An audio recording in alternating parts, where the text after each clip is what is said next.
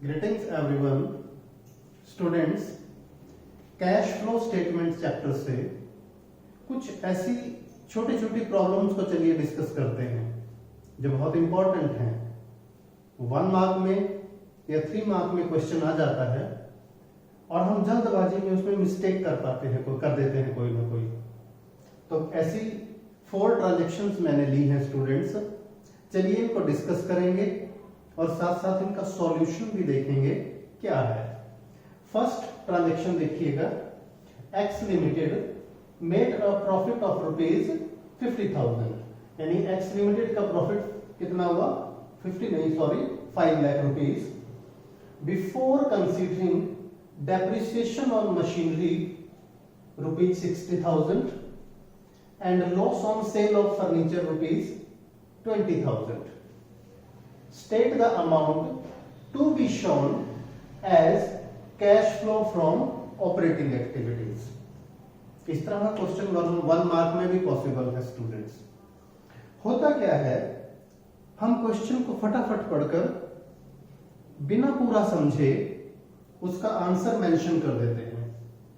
तो जरूरी है कि जब भी कोई ऐसा सिंपल और सीधा क्वेश्चन आए उसकी स्टेटमेंट को, हर एक वर्ड को बड़े ध्यान से देखिएगा। अब देखें स्टूडेंट, प्रॉफिट गिवन है लेकिन इसके बाद वर्ड क्या है, before considering what, depreciation and loss on sale. यानी जो नेट प्रॉफिट दिया गया है इसको कैलकुलेट करते टाइम ना तो हमने डेप्रिसिएशन को कंसीडर किया है और ना ही लॉस ऑन सेल को। कंसीडर का मतलब क्या है, इन 2 आइटम्स को प्रॉफिट में से लेस यानी सबट्रैक्ट नहीं किया गया है।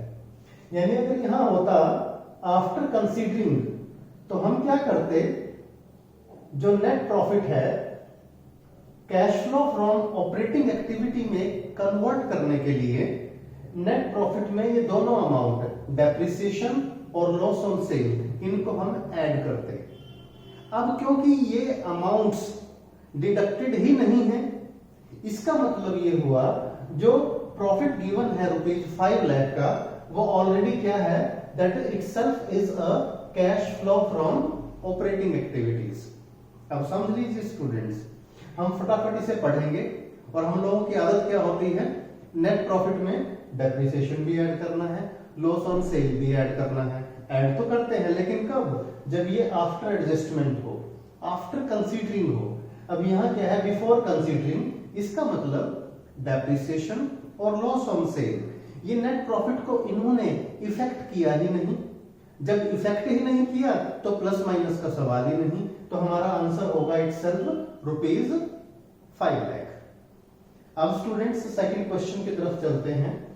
Give 2 examples of non cash transactions, यानी ऐसी ट्रांजैक्शंस जो नॉन कैश हो। नॉन कैश का मतलब क्या हुआ, which do not result into cash flows, यानी जिन ट्रांजैक्शंस का कैश इनफ्लो आउटफ्लो पर कोई इफेक्ट नहीं पड़ता उनको हम बोलते हैं नॉन कैश ट्रांजैक्शंस। तो स्टूडेंट्स फर्स्ट कौन सी होगी, समझिएगा। फर्स्ट है, कोई हमने फिक्स एसेट परचेज की है और जो परचेज कंसिडरेशन है यानी परचेज प्राइस है वो हमने कैश या चेक से पे नहीं की, हमने पे किया है उसको either bye the issue of shares और डिवेंचर्स। यानी purchase of asset for consideration other than cash, या ये भी कह सकते हो इश्यू ऑफ शेयर्स और debentures for consideration other than cash. यानी हमने फिक्स एसेट परचेज की है यानी मशीनरी वगैरह, और पेमेंट कैसे की है, या तो by the issue of share या by the issue of debentures. तो एक तो ये हुआ। सेकंड क्या है, सेकंड नॉन कैश ट्रांजैक्शन, ध्यान से समझिएगा स्टूडेंट्स, वो है कन्वर्जन से रिलेटेड। कन्वर्जन क्या, जैसे डिवेंचर्स को शेयर्स में कन्वर्ट कर दिया गया, यानी डिवेंचर होल्डर्स को जो हमने डिवेंचर्स दिए हुए थे after some time at their option हमने उनको शेयर्स में कन्वर्ट कर दिया। यानी डिवेंचर भी क्या थे, हमारी लॉन्ग टर्म डेट थे, किसमें कन्वर्ट कर दिया, शेयर्स में कन्वर्ट कर दिया। तो ये भी हमारी एक नॉन कैश ट्रांजेक्शन हुई। तो दो ट्रांजेक्शन कौन सी, फिक्स एसेट परचेज की, पेमेंट की शेयर या डिबेंचर से, सेकंड कन्वर्जन वाली। अब थर्ड की तरफ बढ़िएगा students. The patents of Y limited given as under, patents given है 31 मार्च 19 को 3,50,000 के, 31 मार्च 2020 को रुपीज 6 लाख के। अब हमें क्या करना है स्टूडेंट्स, इसका इफेक्ट दिखाना है कि जो पेटेंट के अमाउंट में इंक्रीज हुआ है इसका क्या इफेक्ट होगा। 19 में था 3,50,000, 20 में हो गए रुपीज 6 लाख, यानी पेटेंट में कितना अमाउंट इंक्रीज हुआ, ध्यान से देखिए स्टूडेंट्स। पेटेंट्स में इंक्रीज हुआ अमाउंट 2,50,000। तो स्टूडेंट्स ये 2,50,000 जो पेटेंट्स में इंक्रीज हुआ है ये हमारा इन्वेस्टिंग एक्टिविटी है, ऑपरेटिंग है या फाइनेंसिंग है। अब समझने वाली बात है, देखिए अगर हम फाइनेंसिंग देखें तो कोई शेयर डिबेंचर या पब्लिक डिपॉजिट तो है नहीं, या बैंक लोन तो ये है नहीं। तो क्या है ये patent.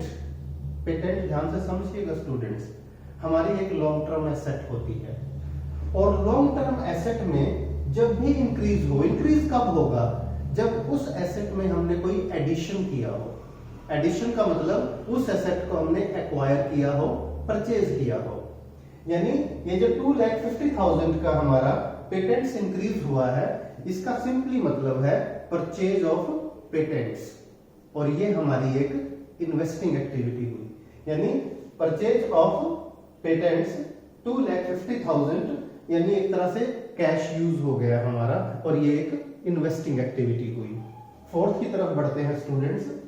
Proposed dividend of current year rupees 3 lakh was added to net profit, यानी करंट ईयर के प्रपोज्ड डिविडेंड को नेट प्रॉफिट में ऐड कर दिया गया।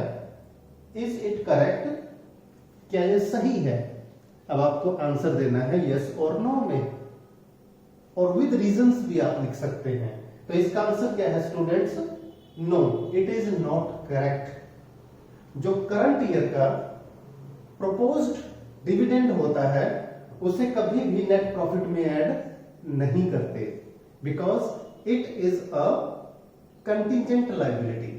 करंट ईयर का जो प्रपोज्ड डिविडेंड है ये एक कंटिजेंट लायबिलिटी है।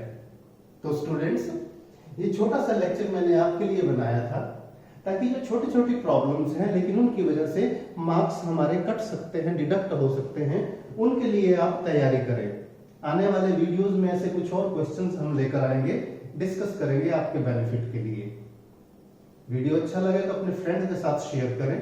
चैनल अभी तक सब्सक्राइब नहीं किया तो चैनल को सब्सक्राइब जरूर कीजिए।